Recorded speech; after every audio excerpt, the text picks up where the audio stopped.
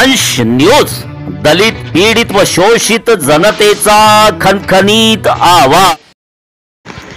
नागपुर जिले के कोराड़ी हाईवे पर नांदा स्थित service road पर शुरू सीमेंट रोड के निर्माण कार्य में घटिया दर्जे के काम होने का यहां के नागरिकों का कहना है।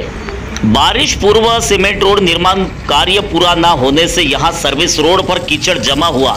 आज कोराड़ी नांदा से कॉलेज जा रही मोनिका लीलाधर भोयर लोनखैरी निवासी युवती दोपहिया वाहन से फिसली और उसका हाथ फ्रैक्चर हुआ।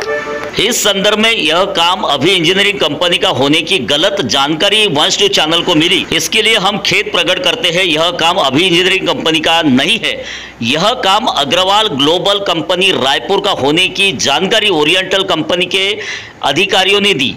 इस भूल के लिए हम खेद प्रकट करते हैं। लोनखैरी के सरपंच लीलाधर भोयर ने आरोप लगाया है कि इस सीमेंट रोड के निर्माण कार्य करते समय अग्रवाल ग्लोबल कंपनी रायपुर के अधिकारी बोल्डर गिट्टी को मिट्टी के साथ में रोलर से दबाने के वजह से यहां पर कीचड़ का साम्राज्य फैला, जिसकी वजह से हर दिन कई दुर्घटनाएं यहां पर हो रही है। लोनखैरी के सरपंच लीलाधर भोयर की पुत्री मोनिका भोयर का हाथ यहाँ हुए एक्सीडेंट में फ्रैक्चर हुआ। यहाँ फैले मलबे और कीचड़ को समीपस्थ कोराड़ी के तालाब में फेंकने की जानकारी भी सामने आ रही है।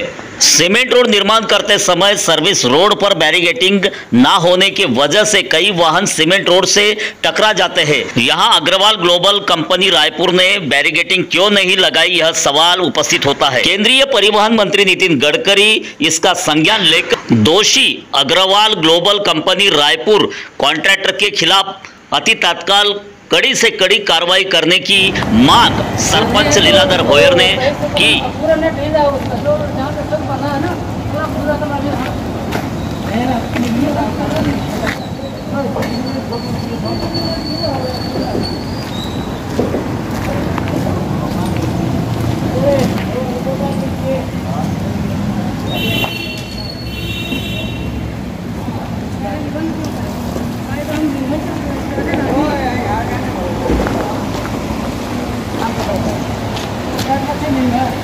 सिमेंटचं हे जे नॅशनल 47 हायवेवर 4 महिन्यापासून सिमेंटचं काम सर्व्हिस रोडचं काम चालू आहे आणि आज 4 महिन्यापासून हा जो रोड बनणं चालू आहे ह्या पावसाच्या अगोदरच व्हायला पाहिजे होता की जेणेकरून ह्या जाण्या येण्यावाल्याला यांचा त्रास झालेला नसता।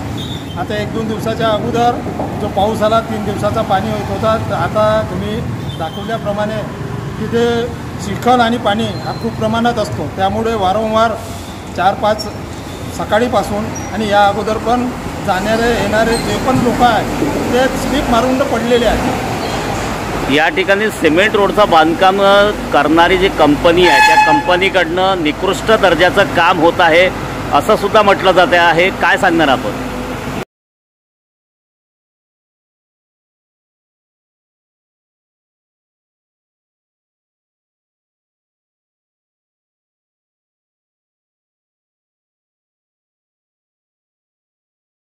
ऐसा है त्यामध्ये धातून मातून तात्पुरता रस्ता बनवला आहे आणि इथे एवढा गाळ आहे की जाता येता त्याच्यामध्ये गाड्या स्लिप मारून ॲक्सिडेंटचं प्रमाण 3-4 दिवस झाले खूप प्रमाणात होत आहे। आज सकाळला माझी मुलगी कॉलेजला जात असताना स्लिप मारून तिथे पडली आणि हाताला इंजुरी झाली आहे, हातापायाला सगळीकडे जखम पडल्या आणि मी त्या अवस्थेत डॉक्टर धनोलेकडे नेलं आणि धनोलेंनी सांगितलं की नाही हे फ्रॅक्चर आहे, तुम्ही डॉक्टर पवारकडे खापरखेडला घेऊन जा। तिथे गेल्यानंतर तिथे फ्रॅक्चर दर्शवलं आणि तिला बँडेज वगैरे करून प्रथम उपचार करून आता घरी पाठवलेला। सध्या तुमची मागणी काय आहे? माझी मागणी हेच आहे की हे 4 महिन्यापासून ह्या ज्या कामामध्ये अलगर्जीपणा होऊ राहिला हे वेळेअभावी वेळेच्या आतमध्ये पूर्ण व्हायला पाहिजे नव्हतं, जेणेकरून ह्या मुलांना जाण्या येणाऱ्या लोकांना प्रवासी जो इथून प्रवास करत आहे त्यांना त्रास झालेला नसता। सध्या जो हा सिमेंट रोडचा सर्व्हिस रोडचा जे काम सुरू आहे त्या ठिकाणी जो मलबा पावसामुळे जो झाला तो मलबा कोराडी तलावाच्या काठाला तलावाच्या आतमध्ये टाकण्यात येत आहे। काय सांगणार आपण? आता टाकला आहे ना, ॲक्सिडेंट जेव्हा झाला आज मला 12:30 वाजता हा जो ॲक्सिडेंट झाला आहे आणि आताची वेळ आहे 3 वाजता। 2:30 वाजताच्या नंतर मी इथे पोहोचल्यानंतर त्यांनी वेळेवर काढून तिथे फेकल्या गेल्या आहे. म्हणजे ते त्यांना दर्शवायचे आहे. मी त्यांना सांगितलं का मी जेव्हा हायवेचे त्यांचे जे सिंग म्हणून इथले जे त्यांच्याकडे मॅनेजमेंट आहे त्यांना फोन केला तर तो असभ्य भाषेमध्ये बोलला तो माझ्यासोबत. त्यानंतर मी म्हटलं तुमच्याकडे काम नाही, तू असा का बोलू राहिला, तर तू दुसऱ्याचा नंबर दे ज्यांच्याकडे चार्ज आहे त्यांच्याकडे. चार्जवाल्यांनी वाट म्हणून आहे, वाट आहे की काही त्यांचं नाव आहे, त्यांचा मला नंबर दिला. त्यांच्यासोबत बोललो. तो पण त्याच पद्धतीनं बोलत आहे, मी सुरजेवर आहे, हे आहे ते आहे आणि तुम्हाला जे करायचं ते करत बसा ह्या असभ्य भाषेमध्ये तो बोलला आहे माझ्यासोबत. कोण बोलले? सिंग म्हणून आहे. तर यानंतर हे जे आहे ते तात्काळ दुरुस्त करा आणि ज्यांनी ह्या कामामध्ये अवघडपणा केला आहे ओरियन कंपनी त्यांच्यावर कारवाई करावं.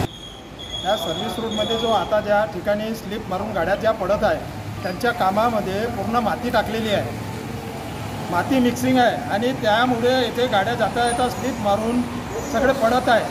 त्यामुळे आज सकाळीपासून 3 ते 4च्या वर फोटो झाले असतात आणि येणे जाणं करणार आहे.